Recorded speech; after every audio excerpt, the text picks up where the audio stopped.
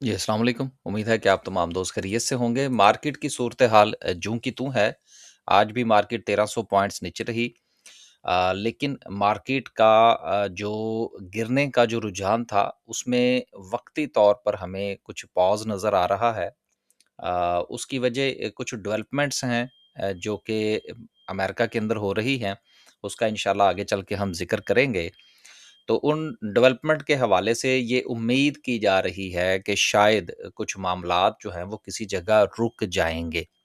लेकिन क्या वो रुकते हैं या कंटिन्यू करते हैं, इस पर कमेंट जो है वो इंशाल्लाह वो खबर पढ़ते हैं आगे चल के, तो फिर उसको डिस्कस करने की कोशिश करेंगे।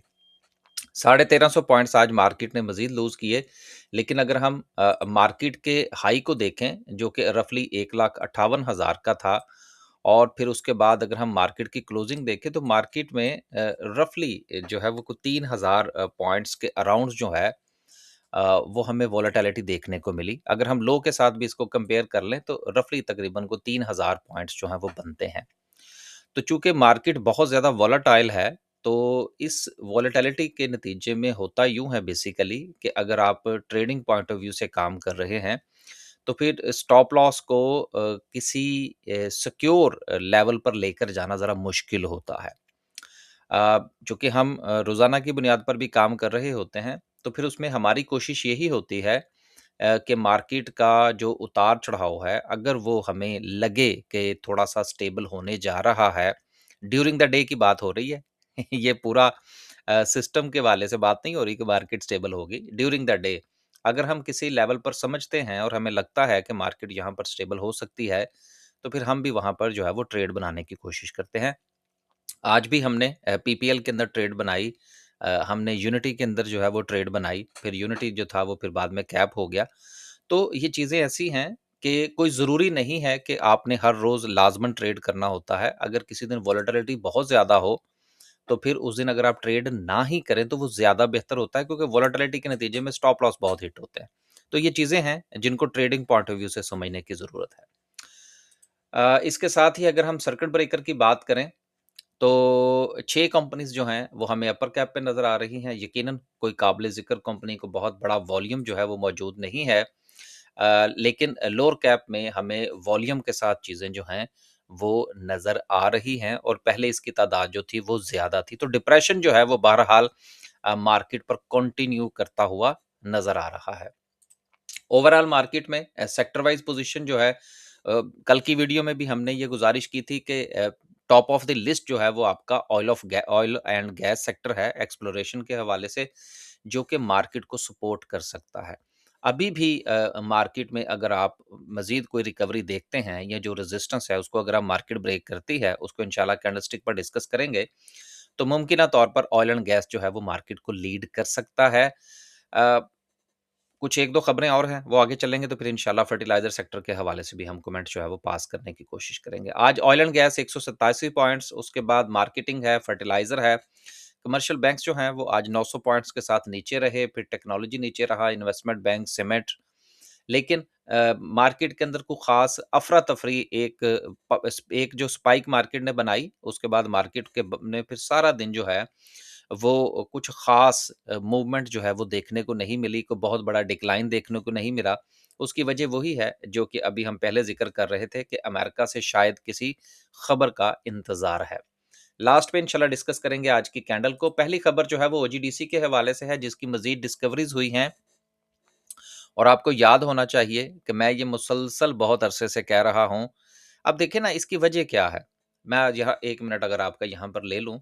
देखें अब ये जो सिलसिला बना है वॉर का और उसके बाद जो है वो ट्रांसपोर्टेशन के प्रॉब्लम आ रहे हैं। तो यही वो मसाइल हैं ऑयल के हवाले से जिनको और गैस के हवाले से जिनको हल करने के लिए हमारे यहाँ ज़्यादा से ज़्यादा ब्लॉक्स जो हैं वो अलॉटमेंट की जा रही है हमारी डिस्कवरिंग कंपनी को कि जितना ज़्यादा ऑयल एंड गैस हमारा लोकल होगा, हमारी जो डिपेंडेंसी है ओवरसीज़ वो कम से कम होगी। तो इस किस्म के हालात के अंदर हम प्राइस और जो अवेलेबिलिटी है उससे कम से कम मुतासिर होंगे। तो गो के इसमें बहुत वक़्त लगता है डिस्कवरीज़ के अंदर, लेकिन ये पिछले कम से कम कोई 3 सालों से बहुत ज़्यादा इस हवाले से काम हुआ है और हमारी प्रोडक्शन में भी अच्छा खासा इज़ाफ़ा हुआ है। यही वजह है कि ऑयल एंड गैस के हवाले से जो अभी हम ज़िक्र कर रहे थे कि मार्केट को अगर कोई सेक्टर जो है वो मज़ीद बेहतर कर सकता है, तो वो ऑयल एंड गैस सेक्टर ही है। इसके काफ़ी जो है वो इसमें इसकी जो कंट्रीब्यूशन है इंडेक्स के अंदर वो हमें आने वाले दिनों में भी नज़र आएगी। अगली खबर जो है वो एजीएल के हवाले से है और साथ में ही भी हम जो है वो फर्टिलाइज़र सेक्टर को डिस्कस कर लेंगे कि फर्टिलाइज़र को जो है वो मैंने पहले नंबर पर क्यों नहीं रखा। उसकी वजह यही है कि जिस तरह ये एजीएल की खबर है कि आरएलएनजी चूँकि अवेलेबल नहीं है, तो इसकी वजह से अब इसकी प्रोडक्शन जो है, वो तो फिर बंद होगी ना। क्योंकि हमारे जो खाद के कारखाने हैं, उनको गैस के बगैर तो ये समझ लें कि उनकी ऑक्सीजन खत्म हो जाती है, डेड हैं, वो काम ही नहीं कर सकते। तो इसी वजह से जो हमारा फर्टिलाइज़र सेक्टर है, अब ये जो हालात चल रहे हैं, इसमें कीमतें बढ़ेंगी, कीमतों के साथ अवेलेबिलिटी का भी प्रॉब्लम बनेगा। तो फर्टिलाइज़र सेक्टर जो है, वो इस हवाले से मैंने आपसे गुज़ारिश की थी कि ऑयल एंड गैस पहले नंबर पर और उसके बाद कोई सेक्टर होगा तो फिर हम इनकी बात कर सकते हैं, क्योंकि इनके ऑपरेशंस जो हैं वो इस दौरान जो हालात हैं वो मुतासिर हो सकते हैं। तो एजीएल की प्रोडक्शन जो है वो बंद हो गई है। अगली खबर जो है वो आईएमएफ के हवाले से है। अब इसमें 2 चीज़ें हैं। पहली चीज़ तो ये कि आईएमएफ का जो वफ़द है इस वक़्त वो अपने मामलात को जो है वो तकरीबन-तकरीबन मुकम्मल कर चुका है। कुछ चीज़ें हैं जिनके ऊपर थोड़ा बहुत मज़ीद बात होने की ज़रूरत है और हमें पूरी उम्मीद है कि हमारी जो किस्त है वो जारी हो जाएगी। मैं तो इस हवाले से काफ़ी कॉन्फिडेंट हूँ। अगर कोई आई न्यूज़, बैड न्यूज़ आई तो वो यकीनन मेरे लिए जो है वो शॉकिंग होगी, क्योंकि मैं पूरी तरह से जो है वो ज़हनी तौर पर मुतमईन हूँ कि हमारा जो आईएमएफ का जो प्रोग्राम है, उसमें किसी किस्म का कोई रखना नहीं आएगा। अगली बात जो है वो आईएमएफ ने कहा है जी कि हम आपकी जो रिफ़ॉर्म्स हैं, उसके लिए हम आपको असिस्टेंस जो है वो प्रोवाइड कर देते हैं, लेकिन पाकिस्तान ने इस हवाले से रिफ्यूज़ किया है। देखिए, आईएमएफ के सामने हमने अपने खाते तो रखने होते हैं, जो भी हमारा नफ़ा-नुकसान, जो भी मसाइल हैं, वो एडवाइस उनसे लेना होती है कि हम ये मसले किस तरह से हल कर सकते हैं। लेकिन हर मुल्क के अंदर बहुत सारी ऐसी चीज़ें होती हैं जो कि चाहते ना चाहते हुए भी हम किसी को इतना डीप एक्सेस नहीं दे सकते। सिक्योरिटी के मामलात होते हैं, कुछ और मसाइल होते हैं, तो इस हवाले से ये एक अच्छा फ़ैसला है जो कि पाकिस्तान ने लिया है, ताकि एक हद तक बस इनसे असिस्टेंस ली जाए और बहुत ज़्यादा गहराई तक जो है वो इनको एक्सेस ना दी जाए। तो ये बहरहाल कोई बैड न्यूज़ नहीं है, गो के ये न्यूज़ ऐसी नहीं थी कि जिसको शामिल किया जाए, लेकिन चूँकि हालात ऐसे हैं कि ज़रा-सा किसी जगह पाकिस्तान के साथ आगे कोई वैसी बात लिखी हो तो लोग समझते हैं कि बस काम मज़ीद ख़राब होने लगा है। तो इसलिए मैंने इस खबर को शामिल किया कि ये कोई ख़ास खबर नहीं है। असल बात जो थी वो डेलीगेशन के साथ हमारे मुज़ाकरात हैं वो बिल्कुल ठीक है। उसमें किसी किस्म का कोई तात्तुल या कोई ऐसी बात नहीं है जिससे परेशान हुआ जाए। लास्ट पे जो है वो डिस्कस करते हैं जी ईरान और उसके साथ अमेरिका और इसराइल की जो जंग है। अब इसमें 2 चीज़ें हैं जो अभी हम शुरू में डिस्कस कर रहे थे कि इस वक़्त जो करारदाद के हवाले से बात हो रही है यूएसए के अंदर कि जी वो करारदाद चली गई है और फिर मार्केट के अंदर भी आज हमने वोलेटिलिटी एक वक़्त में देखी, फिर मार्केट स्मूथ हो गई।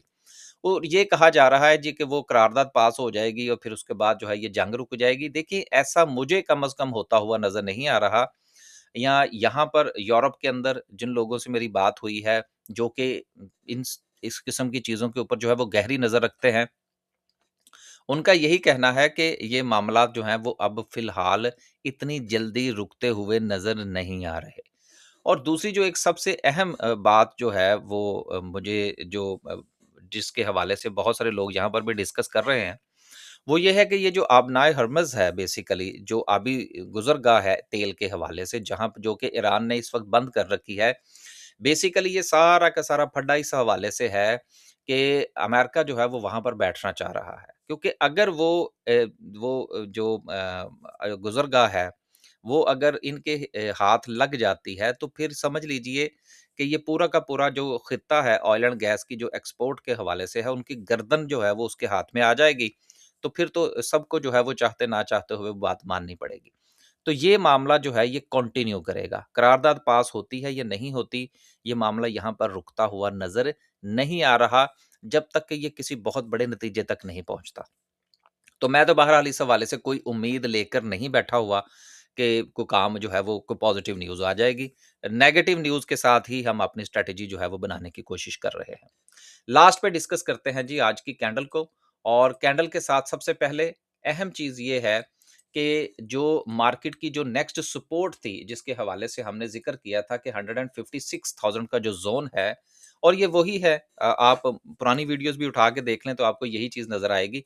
जब तक मार्केट अब इससे नीचे जो है वो कोई अपना को बहुत बड़ी मूव नहीं दिखाती, अभी हम नीचे की किसी सपोर्ट के हवाले से बात नहीं करेंगे। पहली चीज़ कि किसी भी लेवल के हवाले से कि क्या वो लेवल वाक़यतन कोई सिग्निफिकेंट लेवल है, वो ये होता है कि पहले मार्केट वहाँ पर रुके या मार्केट कम से कम उसको मुसलसल एज़ ए रेजिस्टेंस ले। तो अब आप ये देख सकते हैं कि ये लेवल जो है, जो कि 156,000 का ज़ोन है, ये मुसलसल आज तीसरा सेशन है कि एक रेजिस्टेंस के तौर पर काम कर रहा है। तो जब तक मार्केट इस रेजिस्टेंस से ऊपर नहीं आती, तब तक मार्केट का सेंटीमेंट जो है वो पॉजिटिव नहीं होगा। अब देखिए 2 चीज़ें होती हैं, एक चीज़ होती है सेंटीमेंट, दूसरी चीज़ होती है ट्रेंड। अगर मार्केट 156 के ऊपर चली जाती है और कोई पॉजिटिव न्यूज़ आ जाती है, तो मार्केट का सेंटीमेंट पॉजिटिव होगा, ट्रेंड पॉजिटिव नहीं होगा। ट्रेंड पॉजिटिव उस वक़्त होगा कि जब मार्केट अपनी नेक्स्ट रेजिस्टेंस जो कि 171 का ज़ोन बनता है, उसको जब क्रॉस करेगी तो फिर जो ट्रेंड है वो उस वक़्त पॉजिटिव होगा।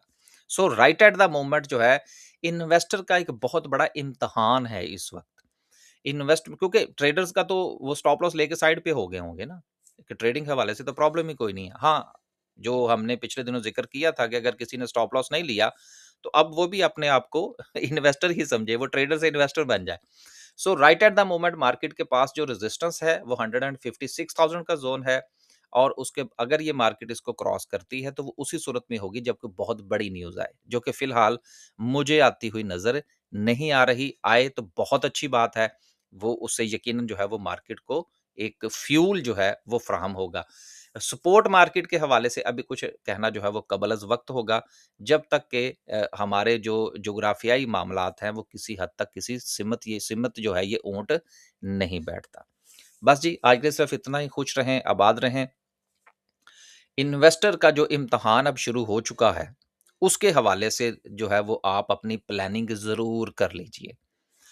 लेवल्स का इंतखाब आपने इस पॉइंट ऑफ व्यू से करना है, जिस तरह से कि कल मैंने गेल है, उसके पॉइंट ऑफ व्यू से भी आपसे गुज़ारिश की थी। बहुत सारे दूसरे शेयर्स हैं, उनके हवाले से भी आपने इस चीज़ को ज़रूर ज़हन में रखना है कि जब तक वो किसी बेहतर सपोर्ट के ऊपर आपको अवेलेबल ना हो, तब तक उसमें एंट्री ना बनाएँ। और जो ट्रेडिंग पॉइंट ऑफ व्यू से है, चूँकि इन दिनों वॉलेटिलिटी बहुत ज़्यादा है, अगर आप बहुत ज़्यादा वक़्त नहीं दे सकते या आपकी लेवल्स के हवाले से आइडेंटिफ़िकेशन कमज़ोर है, तो बेहतर ये है कि ट्रेडिंग से परहेज़ किया जाए। बस जी, इजाज़त दीजिए। अल्लाह हाफ़िज़।